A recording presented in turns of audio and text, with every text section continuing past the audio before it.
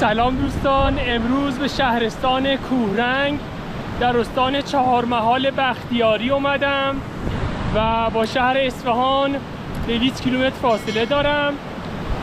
این منظره که پشت من میبینید منظره تونل کوهرنگه و میخوایم تو این ویدیو از دیدنی های شهرستان کوهرنگ با همدیگه دیدن کنیم. تا انتهای این ویدیو با من همراه باشید. تونل کوهرنگ یک یا آبشار تونل کوهرنگ برای انتقال آب سرچشمه و رودخانه کوهرنگ به رودخانه زاینده رود و در شهرستان کوهرنگ ساخته شده. این تونل در سال 1332 برای انتقال آب به اصفهان مورد بهره برداری قرار گرفت.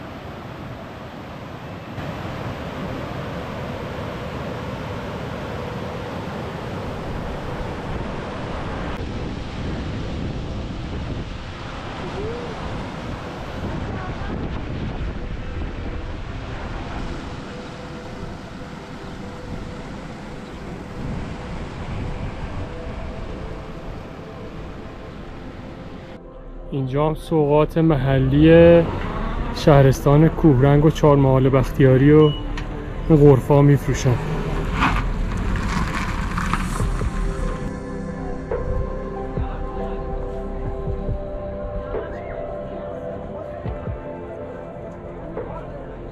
دوستان اینم اقامتگاه خانه معلم روبروی تونل کوهرنگ.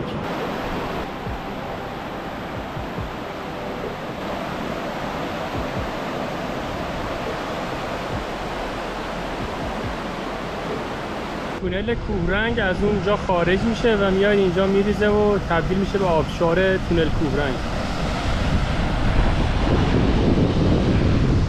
دوستان بعد از طی یه جاده خاکی طولانی و خیلی بد رسیدیم به چشمه کوهرنگ، چشمه اصلی کوهرنگ.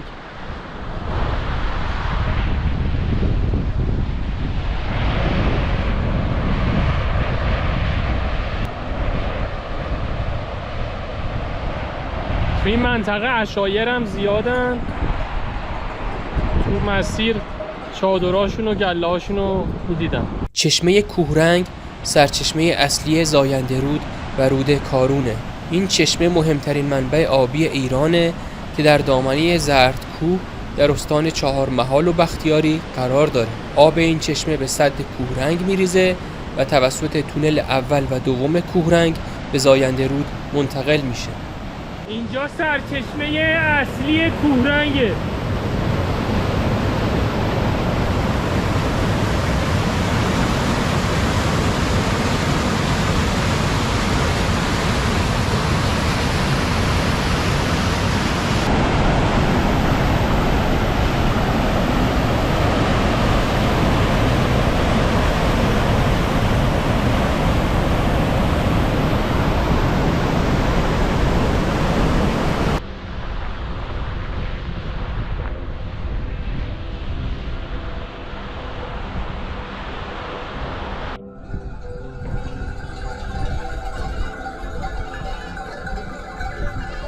ببینید چادر عشایر رو تو منطقه کوهرنگ. هوا اینجا واقعا خنک الان. شیر سنگی نماد بختیاریا. از این پل که عبور کنیم دیگه جاده خاکی تموم میشه. این جاده خاکی رو ما رفتیم تا رسیدیم به سرچشمه اصلی کوهرنگ که پیش اون کوه ها بود.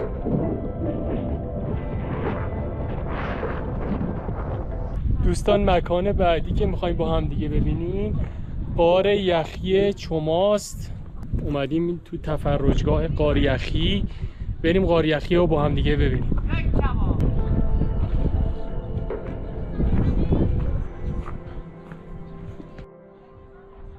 اینجا هم تفرجگاه غار یخی چماست.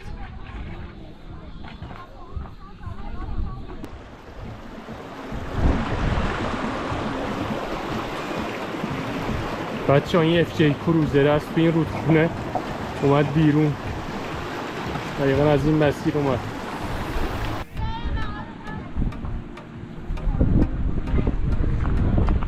اینا مردم عشایر همین منطقه هم.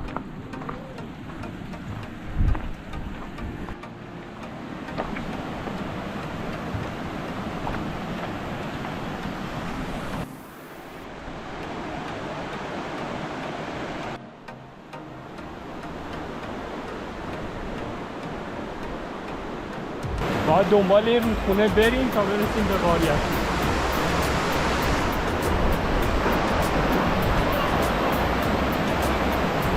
دوستان این مسیر غار یخی چماست.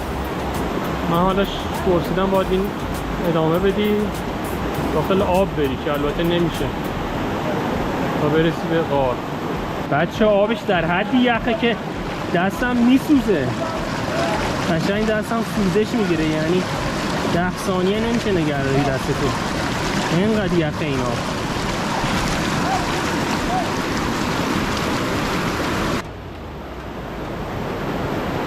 غار یخی اون سمت بود و اینجا هم تفرجگاه غار یخی چما. عده زیادی اومدن اینجا. دوستان من تصمیم گرفتم از این محل غار یخی این جاده خاکی رو ادامه بدم و برم به سمت روستای سر سید.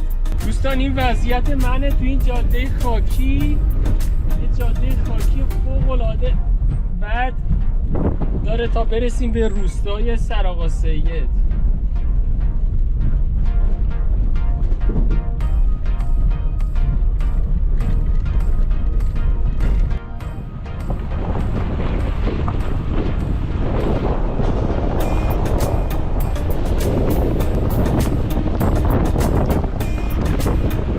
دوستان فکر میکنم رسیدیم به اوایل روستای سر سید.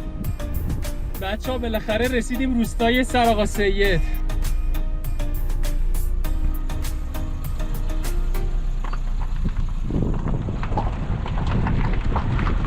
ما دیروز رسیدیم روستای سر سید.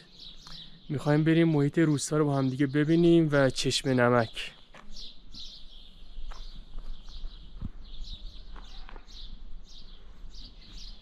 من داخل روستا یه اقامتگاه گرفتم، بریم اتاقو به شما نشون بدم، بعدش هم با هم دیگه میخوایم بریم چشم نمک رو ببینیم. این خونه‌ایه که من گرفتم، این سرویس بهداشتی و حمامشه، این هم داخل خود خونه. دیشب اینجا بودم،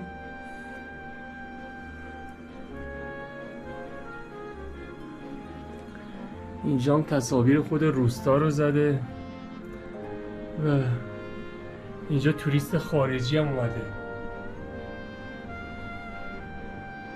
با آقا نبی الله میخوایم بریم روستا رو بگردیم و بریم چشم نمک.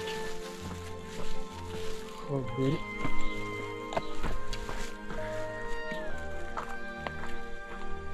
اینجا متاسفانه فاضل آب نداره، آبی که ببینید فاضل آب خونه هاست.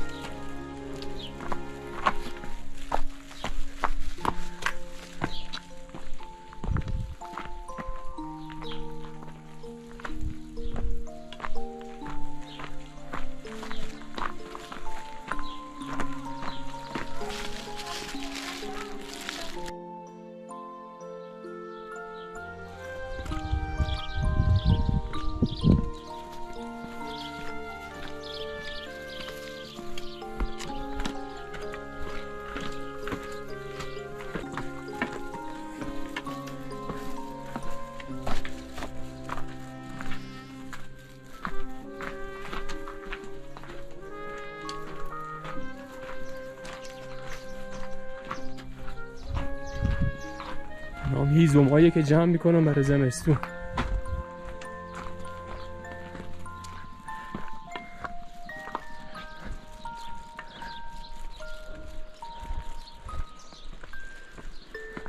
اینا چیه پهن کردن رو سقف ای؟ گفتی؟ علفه برای گوسفندا؟ بله. بعضیاشون هم کلو و سنا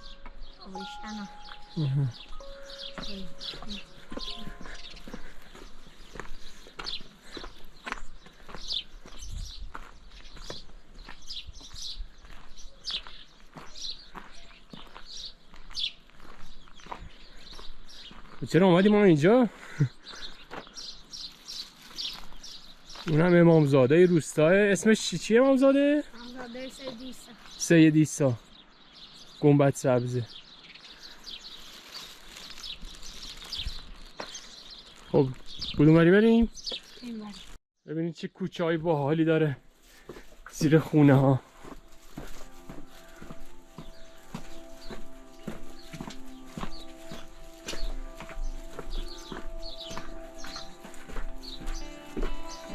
سلام.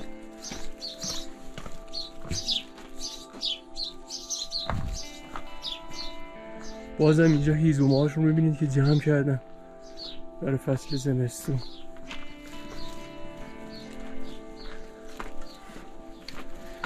اینجا فصل زمستون گفتین بسته میشه راه آره؟ به خاطر برف. یه کسی نمیتونه بره نمیتونه بیاد. چی؟ آها میگه هر کی هم مریض شه اگه اورژانسی باشه هلیکوپتر میاد.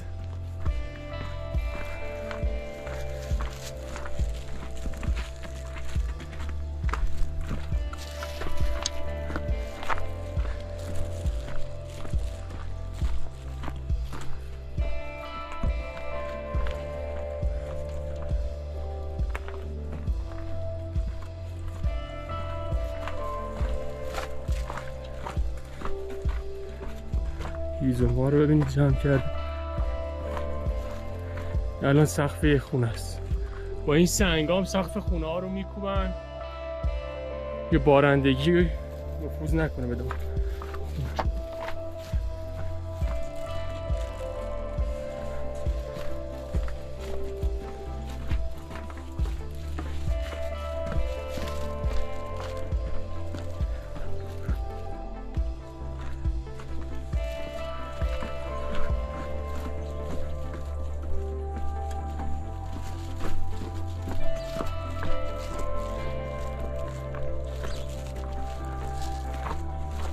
اون طرف هم باغای مردمه، باغای میوه و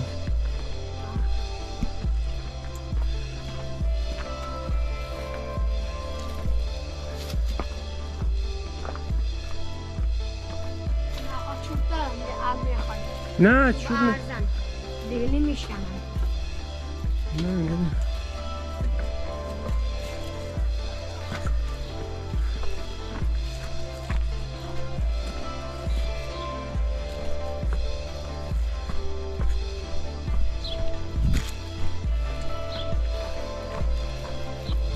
این باغا و اینجا دیگه روستا تموم میشه.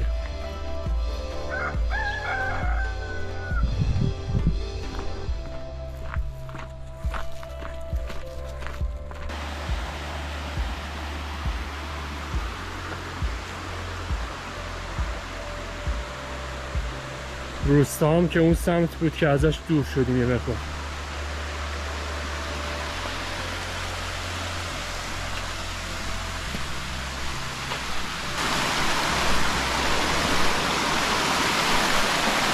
دوستان داخل باغای روستا هستیم. روستا هم که میبینید اون وسط تو راه چشم نمک یه رودخونه اون پایین وسط دره جاریه. صداش هم از اینجا شنیده میشه. بریم دوستان. رسیدیم به چشم نمک های روستای سراغ سید.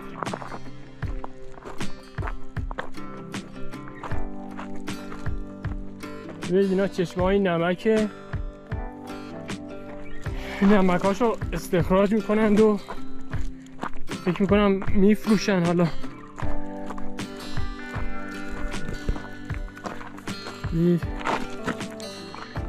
چشم نمک. حالا این خوش شده، ببینید اینم خوش شده ولی این هنوز آب داره. آبش که تبخیر میشه نمکاش به صورت بلوری باقی میمونه. چشمه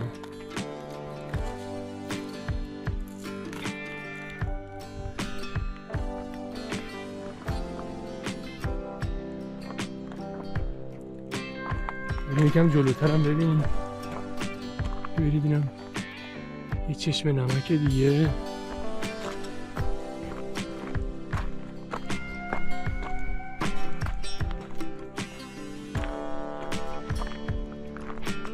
تا اون بالا هست.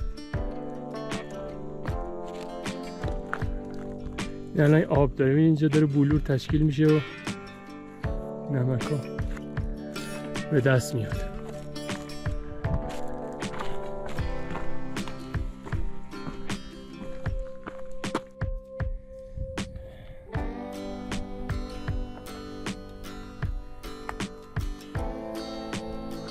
همه اینا که میبینید چشمه نمکه.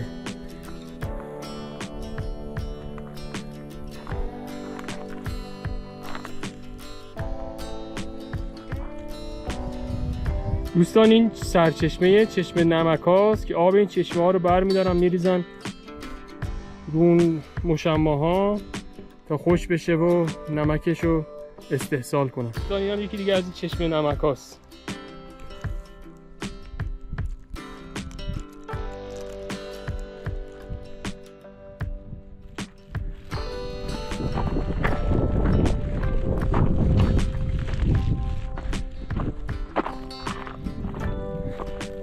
یه الان نمک ها رو به دست آوردن و جمع کردن داخل این کیسه.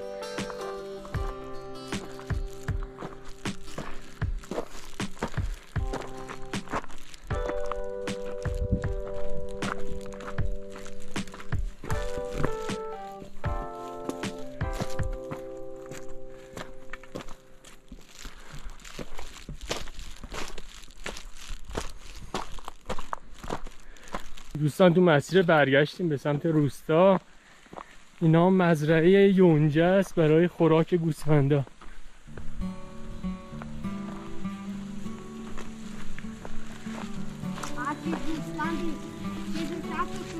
گوسفندا با میکنم میکنم.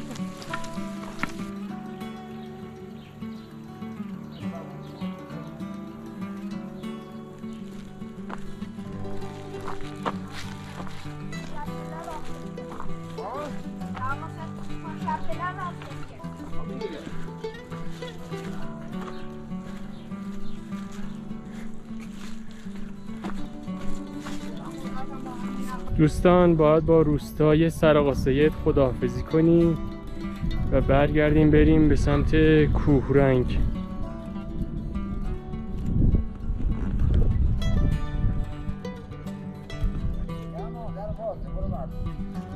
دوستان تو مسیر برگشتم از روستای سرآقا سید می‌خواستم بگم اصلا توصیه نمی‌کنم این مسیر رو با ماشین سواری بیایید، حداقل با یه ماشین شاسی بلند یا دو دف بیاید.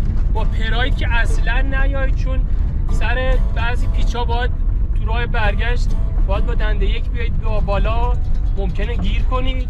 من خودم همونجا که از روستا خارج شدم یکم بعدش یه جا گیر کردم، یه پاترول هم اومد منو بکشه بیرون، سیم بوکسل هم پاره شد. ببینید پاره شد سیم بوکسل دیگه.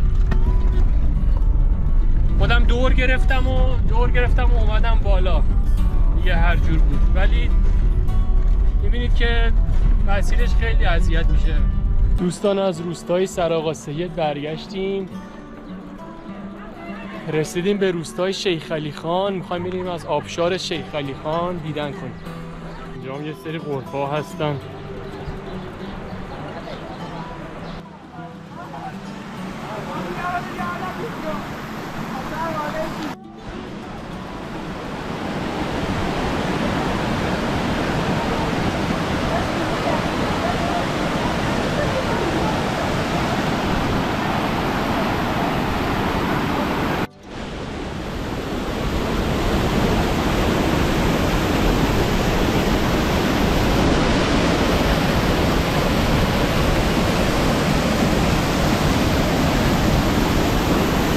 دوستان من اومدم بالا سر آبشار شیخ علی خان.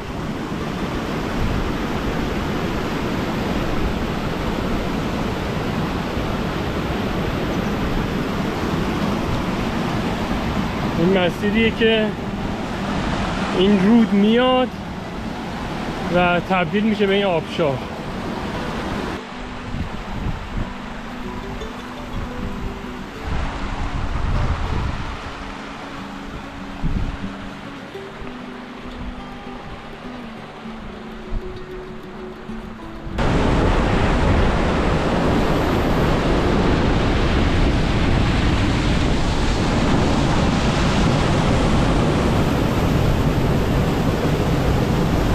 فکر میکنم زیباترین نمای آبشار شیخ علی خان از همینجا دیده میشه.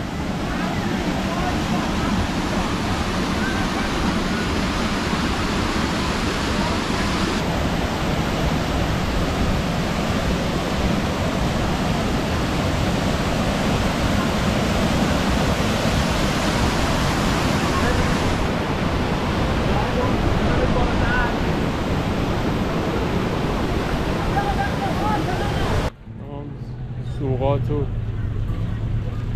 اینجور چیزا میشه.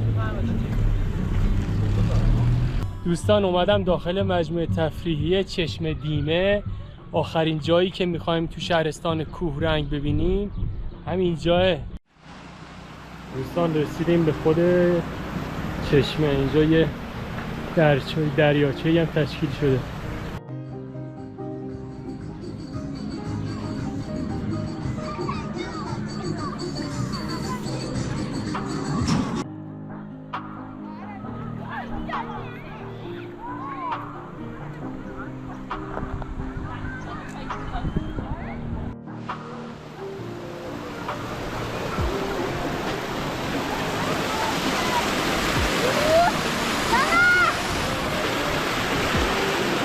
یکی از سرچشمه های چشم دیمه است، داره از زیر این سنگ‌ها و کوه میاد بیرون.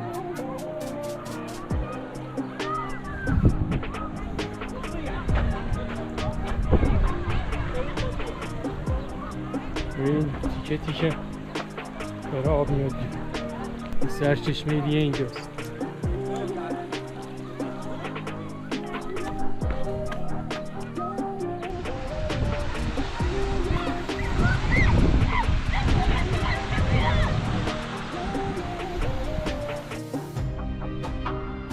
آبش فوق‌العاده زلاله بچه.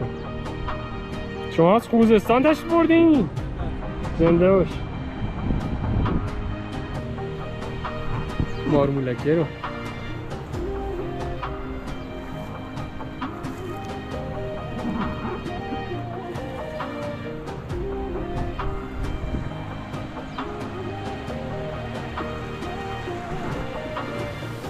از زیر تمام این سنگا داره آب میجوشه و میاد بیرون.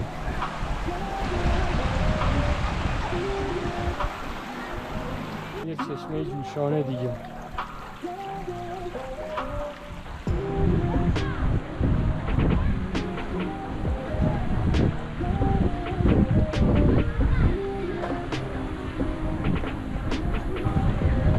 اینجا هم سایه و درخت داره برای استراحت کردن.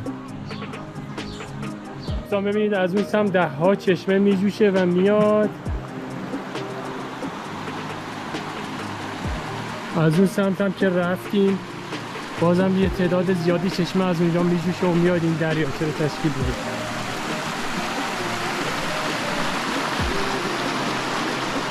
اینجا رستورانی و کبابی و مغازه و اینجور چیزا هم زیاده.